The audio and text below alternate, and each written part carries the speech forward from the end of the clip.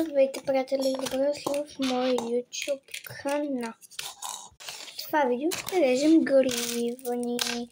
Аз отделях вече един гердан в едно друго видео, което не съм качила. Но не мога да взема висулките, защото аз ще взема висулките на гривните. Ето го, той от Зайо Байо. Не мога да взема висулките, понеже няма как да се взема. Знаете, че има такива гердани и гривни. Опа! Това е от майка ми, бебешка гривничка, така че... Да.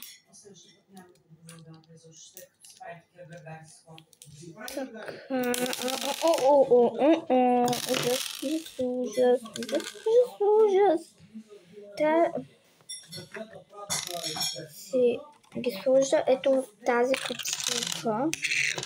Между другото, имам една приятелка, която ми даде високи да се направя тази гривна. Тя го гледа това видео сега 100%. Гледа го видеото. Или го е изгледала вече. Не знам. В смисъл, гледала го е. 100%. И да, тя ми ги даде тези високи и би трябвало да знае. Не, няма да я режа, понеже се оставя за спомен. Да знаете, че ще има и част 2. Ох, това тук се разпада на 2, знаете ли? Много е трудно да се съберат тези слуки тук. Така, това са. А къде?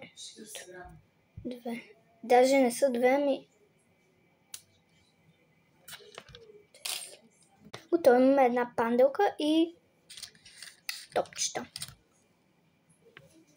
Преминаваме към следващата, която е тази. Купих си за 2 лева от една приятелка, която вече изобщо не ми е приятелка, даже ми е враг. Да, 2 лева няма да я нося въобще. Нито съм я носила, аз гривни и гердани не понасям просто.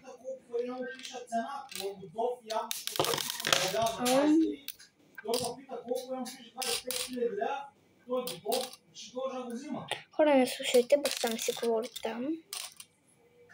Извинявам се, че го чувате така. Ама да.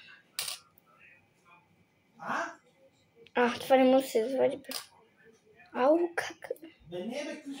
Желай тук топчето. Така, следващата гривна е тази. Аз не искам да я режа, толкова е кют. Помня как ми я купиха. Вие отидете в част 2, за да видите как ще продължат нещата. Чао! Лайкнете видеото, ако е харесало. Чао!